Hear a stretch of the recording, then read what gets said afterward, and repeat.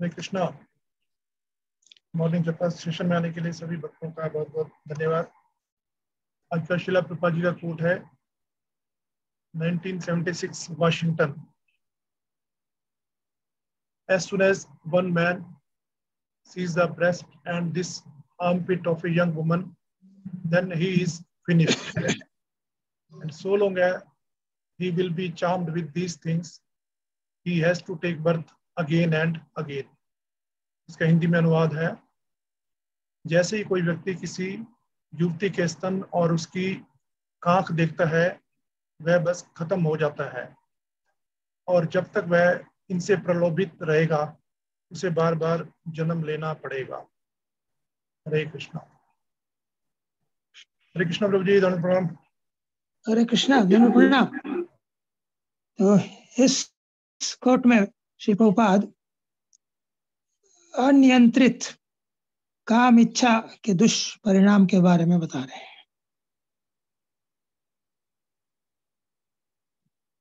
अर्जुन ने भगवान श्री कृष्ण से प्रश्न किया था कि क्या कारण है कि व्यक्ति ना चाहते हुए भी अनेकों प्रकार के बुरे काम करता है। तो भगवान श्री कृष्ण ने उत्तर दिया, काम ऐसा क्रोध ऐसा रजोगुण समुद्भव महाशना महापापमा विद्येनम हिवैरिणम। कि अर्जुन, ये रजोगुण से उत्पन्न काम और क्रोध है जो महाशना, जो सब कुछ खा लेता है, डिवोर एवरीथिंग, और महापापमा, और बहुत पाप के काम कराता है। महाशना पापमा विद्येनम हिवैरिणम, और इसे मनुष्य का वैरी, सबसे बड़ा शत्रु समझना चाहिए, काम और क्रोध को। और इसका जो सोर्स है वो है रजोगुण। इसी प्रकार भगवद गीता में एक और जगह भगवान श्री कृष्ण कहते हैं, त्रिविध नरकसिदम द्वारम नाशनम आत्मना काम क्रोध तथा लोभ तस्मात् एतत् त्रयम् त्यजेत्। ये जो तीन वस्तुएं हैं ये नरक के द्वार है। त्रिविध नरकसिदम द्वारम नाशनम आत्मना, जो आत्मा का विनाश कर देती है। काम क्रोध तथा लोभ तस्मात् एतत्, काम क्रोध और लोभ, इन तीनों का व्यक्ति को त्याग करना चाहिए, इनके ऊपर कंट्रोल करना चाहिए। अनेकों उदाहरण, अजामिल का उदाहरण बड़ा सरल उदाहरण है। साधारण व्यक्ति था, उसने एक व्यक्ति को एक वेश्या के साथ आलिंगन करते हुए देखा, उस वेश्या की ओर आकर्षित हुआ। ब्राह्मण था, धार्मिक था, सब कुछ भूल गया, अपनी पत्नी को छोड़ दिया, उस वेश्या को घर में लाया, उससे विवाह कर लिया, और बड़ा दुष्परिणाम हुआ। अंत में भगवान की कृपा से उसके पहले अच्छे कर्मों के हिसाब से उसने अपने छोटे बच्चे का नाम नारायण लिख लिया, और जब मृत्यु हुई तो नारायण में उसकी आसक्ति थी छोटे बच्चे में, उस नारायण का नाम लिया। विष्णुदूत आ गए, यमदूतों से उसे बचाया, लेकिन परिणाम कितना भयंकर हुआ हम जानते हैं। अजामिल साधारण व्यक्ति था, विश्वामित्र महान योगी, कितनी तपस्या उन्होंने की, और उनकी तपस्या से वास्तव में जो इंद्र था वो घबरा गया।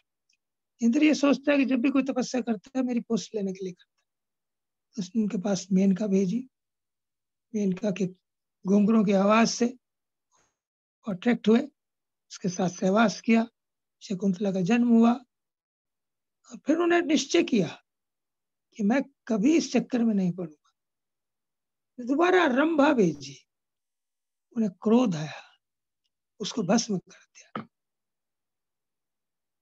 काम ऐसा क्रोध ऐसा रजोगुण से उत्पन्न। इसका सटीक एग्जाम्पल विश्वामित्र है, किस प्रकार रजोगुण से उत्पन्न काम और क्रोध हमारी इतनी बड़ी तपस्या को भंग कर देते हैं। नहुष एक राजा थे, टेम्परेली उन्हें इंद्र का पद प्राप्त हुआ, वो भी लस्टी थे। वो इंद्र की पत्नी शची के साथ सहवास करने के लिए चले, पालकी में उन्होंने महात्माओं को जोत लिया, इतनी भी उनकी समझ खत्म हो गई, और उन महात्माओं को डांटने लगे कि सर्प सर्प सर्प, जल्दी चलो जल्दी चलो जल्दी चलो।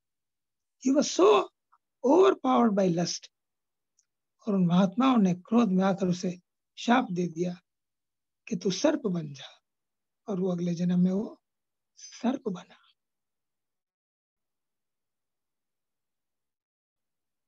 समुद्र मंथन हुआ, इतनी मेहनत के बाद उसमें से अमृत निकला। उस अमृत को असुरों ने छीन लिया और उसे लेकर भागने लगे। देवताओं ने भगवान से प्रार्थना की, क्योंकि देवता जो है उस हमेशा भगवान की शरण लेते हैं। असुर को अपने बल पर मान रहता है, लेकिन भगवान के बल के सामने माया का बल कितना है। तो भक्त हमेशा भगवान की कृपा पर निर्भर रहते हैं।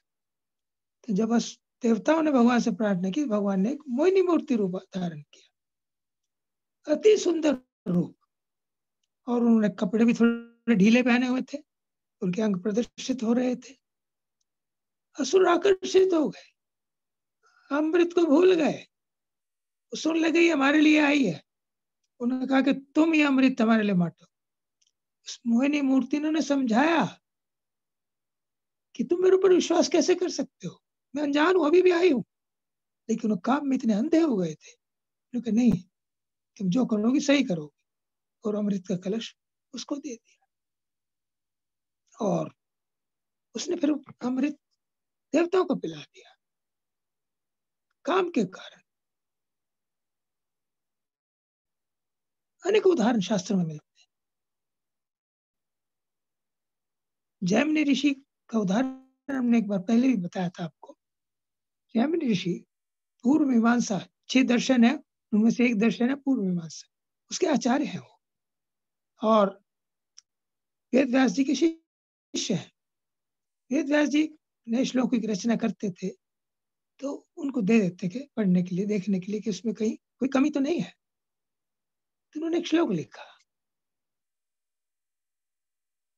बलवान इंद्रिय ग्रामो विद्वान शपीकर्षति, कि इंद्रियां इतनी बलवान है कि विद्वान व्यक्ति को, पढ़े लिखे व्यक्ति को, समझ व्यक्ति को भी अपनी ओर आकर्षित कर लेती है। जैमिनी ऋषि को ये ठीक नहीं लगा, विद्वान व्यक्ति कहाँ इंद्रियों के चक्कर में आता है, उसके ऊपर उसका तो इंद्रियों का पूरा नियंत्रण होता है। उसने एक सजेशन दिया कि गुरुदेव, इसमें ऐसा होना चाहिए, बलवान इंद्रिय ग्रामो विद्वांस न विकर्षति। इंद्रिया बहुत भले ही बहुत बलवान हो, लेकिन जो विद्वान व्यक्ति है उसको उसका कुछ नहीं बिगाड़ सकती, उसको अपने आकर्षण में नहीं फंसा सकती। तो वेदव्यास ने कहा नहीं, मेरे विचार से ठीक ही है। तो चलो ठीक है, लेट अस सी। एक दिन क्या हुआ, संध्या के समय जैमिनी ऋषि अपनी कुटिया में थे, बारिश हो रही थी, बाहर एक युवती खड़ी थी, बारिश में भीग रही थी, उसके कपड़े भीगे हुए थे, उसके अंग नजर आ रहे थे, उसे कुछ आकर्षित हुए। उन्होंने कहा कि तुम अंदर आ जाओ, बाहर क्यों भीग रही हो, मेरी कुटिया में। उसने कहा कि मैं पुरुषों का विश्वास नहीं करती, क्या भरोसा पुरुषों का, कब उनका मन भटक जाए। तो मेरे ऊपर विश्वास नहीं करती, मैं पूर्व मीमांसा का आचार्य हूं। तो उसने इस प्रकार की बातें कही जैमिनी ऋषि ने, तो महिला अंदर आ गई, अंदर आके अपने कपड़े सुखाने लगी, बदलने लगी, तो उनका मन और उनकी ओर आकर्षित। उसने कहा कि तुम मुझसे विवाह करोगी। उस महिला ने कहा कि मेरे विवाह के लिए 2 शर्त मेरे पिताजी ने रखी। क्या शर्त है? एक तो जो व्यक्ति अपना मुंह काला करके मुझे अपनी पीठ पर बिठाकर मेरे लिए घोड़ा बनकर दुर्गा जी के मंदिर में मुझे ले जाएगा, उसके साथ में विवाह। जैमिनी ऋषि सोचने लगे, क्या थोड़ी देर की तो बात है, ये महिला तो मेरी हो जाएगी। और अपना मुंह काला किया, उसके लिए घोड़ा बन गए, उसको अपनी पीठ पर बिठाया और दुर्गा मंदिर के ऊपर चल गए।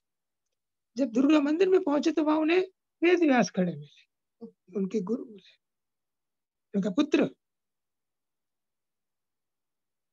बलवान इंद्रिय ग्रामो विद्वासपि कर्षति या ना कर्षति। सिर झुका लिया, नहीं गुरुदेव आप ही ठीक कहते हैं। आध्यात्मिक जीवन में सफलता प्राप्त करने के लिए, फॉल डाउन से बचने के लिए भक्तों को इस मामले में बहुत सतर्क रहना चाहिए। यही बात श्रील प्रभुपाद जी हमें समझा रहे हैं। और हमारे 4 रेगुलेटरी प्रिंसिपल्स हैं, उनमें से एक प्रिंसिपल यही है कि नो इलिसिट सेक्स। इसका मतलब यही है कि हम केवल वैवाहिक जीवन में अपनी पत्नी का संग करें, वो भी परिवार को बढ़ाने के लिए। जब तक हम इस काम की इच्छा को कंट्रोल नहीं करेंगे, प्रभुपाद जी लिखते हैं हमारा पुनर्जन्म होता रहेगा। कठिन है कार्य, लेकिन भक्तों के संग से, प्रभुपाद जी की कृपा से, नाम के प्रभाव से, हरिदास ठाकुर साक्षात माया उनका टेस्ट लेने के लिए आई। संध्या के समय सुंदर रूप धारण करके उसने कहा मैं तुम्हारा संग चाहती हूँ। हरिदास ने कहा कि मेरा नियम है कि मैं 3 लाख नाम रोज करता हूँ, जब मेरा वो नाम पूरा हो जाए तब मैं तुम्हारी इच्छा पूर्ण करूंगा। रात बीत गई, प्रातः काल हुआ। हरिदास ने कहा कि क्षमा करना, आज शाम को आना। तब अगले दिन फिर आए, फिर वही कि मेरा नाम पूरा नहीं हुआ है। फिर सुबह हो गई, तीसरे दिन फिर आई, और 3 दिन के बाद जब उन्होंने हरिदास ठाकुर शुद्ध भक्त के मुख से हरिनाम सुना, तो माया देवी उनके चरणों में गिर पड़ी, कहती मुझे आप हरिनाम में दीक्षा दीजिए। तो हरिनाम की महिमा। इसके अगेंस्ट हम देखते हैं विश्वामित्र की कथा और हरिदास की कथा, कितना अंतर है दोनों। विश्वामित्र अपनी योग शक्ति के बल पर काम को कंट्रोल करना चाहते थे, लेकिन हरिदास ठाकुर नाम की शक्ति के ऊपर, भगवान की शक्ति के ऊपर उन्होंने काम को कंट्रोल किया। तो प्रभुपाद जी ने हमें उपाय बताया है, हरे कृष्ण कृष्ण कृष्ण हरे हरे, हरे राम राम राम हरे हरे। इस महामंत्र का हम सावधानी पूर्वक 16 माला जप करें, 4 नियमों का पालन करें। इसमें यह भी आता है no meat fish egg eating, no intoxication, no gambling and no illicit sex. भक्तों का संग करें, ग्रंथों का अध्ययन करें, और हमारे पास समय है जो बचता है उसे हम प्रीचिंग में लगाएं। खाली मत बैठे। An idle brain is devil's workshop. खाली बैठेंगे तो उल्टे सीधे विचार आएंगे। हमें टीवी देखते हुए, स्मार्टफोन यूज करते हुए, आजकल सब कुछ उपलब्ध है, सावधानी पूर्वक उनका यूज करना चाहिए। इस प्रकार के दृश्यों से, इस प्रकार की कहानियों से, सीरियल से बचना चाहिए। तब हम इसी जीवन में, प्रभुपाद जी गारंटी देते हैं कि 4 नियमों का पालन सावधानी पूर्वक करता है, 16 माला जप करता है, भक्तों का संग करता है, मैं उसे भगवान के धाम लेकर जाऊंगा। तो हमें इससे अच्छा आश्वासन और क्या मिलेगा। तो हम प्रभुपाद जी के इंस्ट्रक्शंस का दृढ़ता पूर्वक पालन करें, तो हमारा जीवन का जो लक्ष्य है कृष्ण प्रेम प्राप्त होगा, भगवान के धाम जाएंगे। हमें फिर से इस भौतिक जगत में नहीं आना पड़ेगा जहां कष्ट ही कष्ट है। हरे कृष्ण, धन्यवाद, thank you.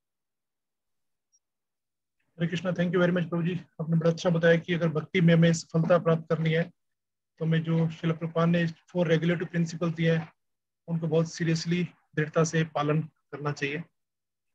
Thank you very much Prabhu ji. Hare Krishna. Hare Krishna.